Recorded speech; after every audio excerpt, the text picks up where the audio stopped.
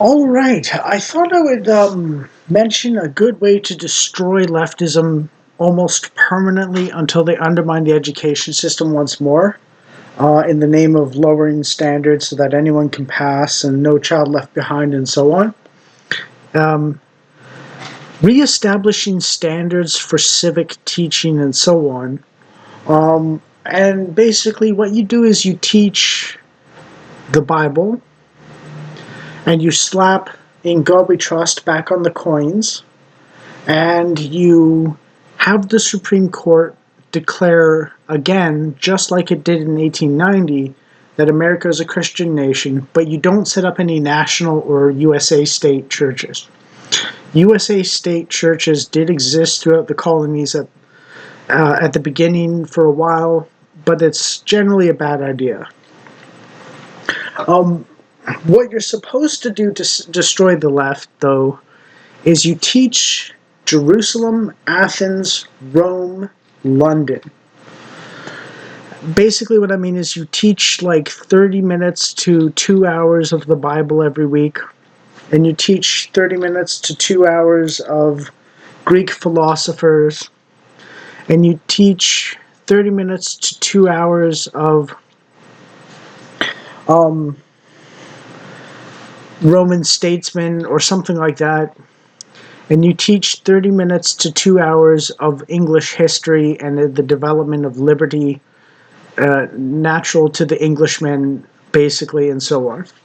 There's a couple areas where you can deviate slightly off that exact topic, like, for instance, pointing out that Kierkegaard, or Kierkegaard as you might call him, is the origin of an existentialist thought before Jean-Paul Sartre or anyone like that was atheist, or Albert Camus even, who was absurdist. And the other one is teaching a little bit about the European wars of religion that led to the Treaty of Westphalia, which is where the modern country or nation state came from in the first place. And English liberalism sort of came about to prevent the situation of, as well as the civil wars and so on. It should also be noted that English liberalism, classical liberalism, hated atheism to begin with. So it was very Christian, and it said a Christian country could tolerate Islam as long as it enforced Christian-specific values on the Muslims, basically. Force the Muslims to conform with Christian morals in public while having a private faith in their own cottages or houses or something like that. So it was not absence of religion, it was Christian religion imposing on Muslims in public while tolerating their existence in private. Not atheism saying Islam is just as good as Christianity. And Antonio Gramsci basically looked at communism failing to take over in Western society after the Russian Revolution. And basically he said we need to undermine civic society so that communism has a chance to succeed, and so on. And part of that means undermining the quality of education and our genuine history and so on. Now for Canada, Canadian history is important as well, and of course America needs to have its own country's history taught as well on top of this. But basically every Western nation, every Anglosphere nation needs English history, Roman history, ancient Greek history, and ancient Judaism and Christian history. And basically you just teach those things, and I'm willing to bet modern leftism will drop its support by 90% in the coming generations. You need to get them when they're young so that they understand things and don't think being an asshole idiot is a good way to get forwards in the first place.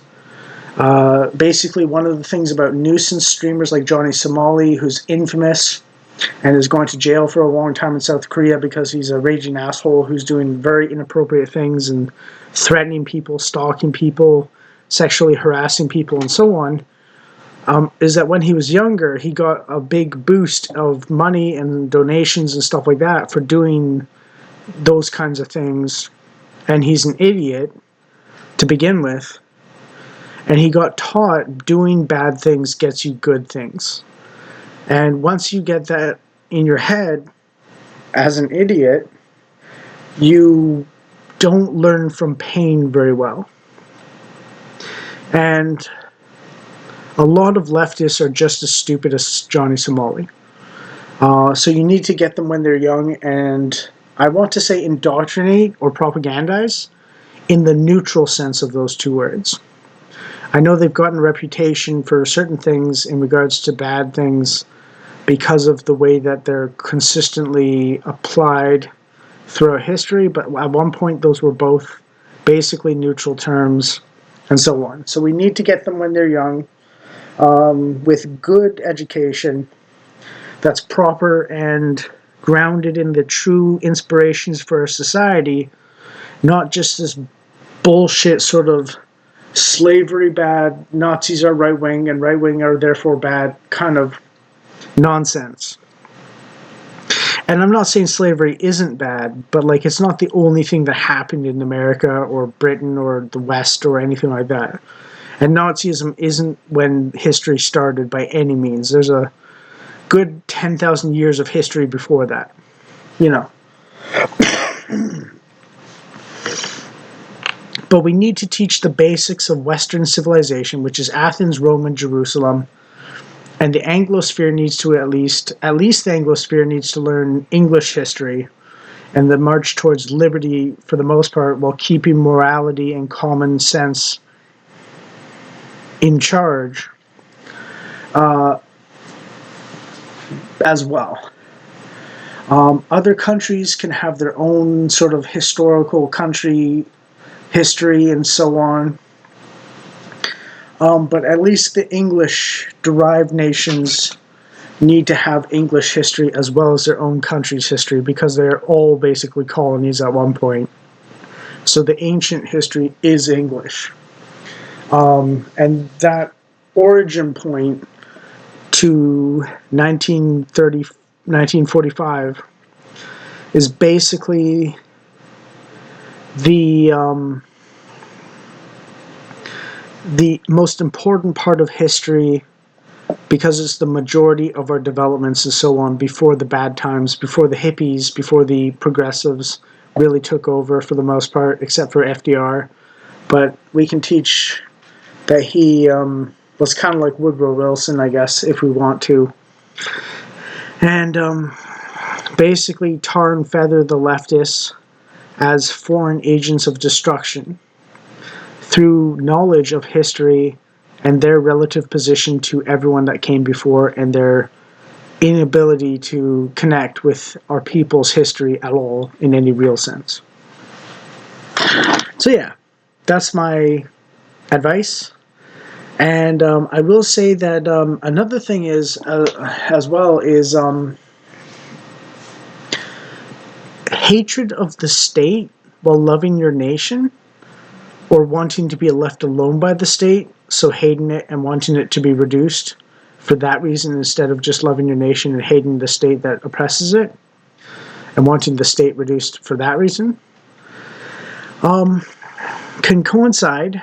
Libertarians and reactionaries can both agree they don't want the state to be big.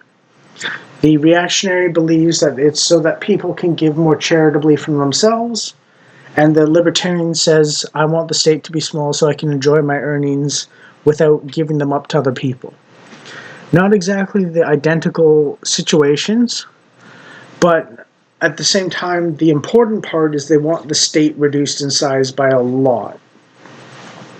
And reactionaries can exist and function within the libertarian dominant movement if they agree not to fight over the details of everyone's life, if they agree not to be supremacist over everyone's life, and if the reactionaries are smart, they'll let the libertarians exist within their movement or society if they get in charge, while gently encouraging charitable donations to the poor and needy.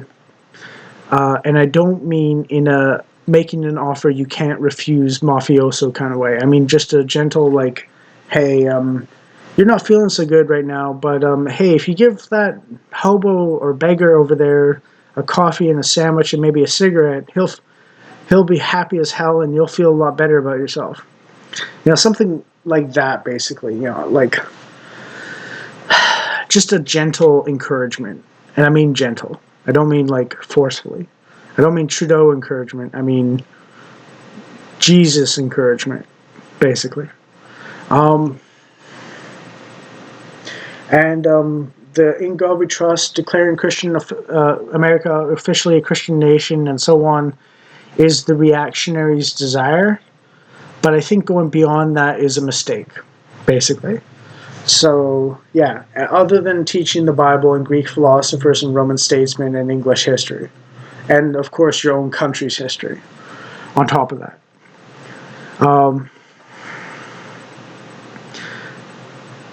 As part of civics or something like that, basically social studies, a core curriculum aspect of those 4 topics plus personal country history is the foundation, the 5 pillars of a foundation of understanding the world in a way that makes leftism look like it's absolutely idiotic, because when you understand history, it actually is idiotic. And we should stop fighting over the exact what everyone's going to be, whether reactionary or libertarian, because they both hate the state size and they want to reduce the state to almost nothing. And, some people are going to be more selfish, some people are going to be more selfless. And while it's not great to be selfish entirely, it's also very bad to try and force others to be selfless. And I understand why someone might look at the reactionaries from a libertarian perspective and go, oh, they're woke right, because they're kind of like the wokeists, except they're right wing. I understand that's sort of like a possible stance someone might take and so on. But at the same time, I think one should gently encourage people to be reactionary instead of libertarian.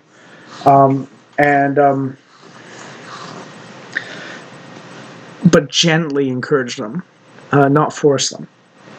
And a little bit of acknowledgement of the basic history and facts of the Founding Fathers being Christian for the most part, and that Christendom is the previous name for Western civilization, and just acknowledging our history and our debt to the people that came before and built our civilizations up while we're burning them down for shits and giggles is actually important, so that we can rebuild from the ashes eventually, finally, before it's too late and we just end up like a perpetual Africa, basically. So yeah,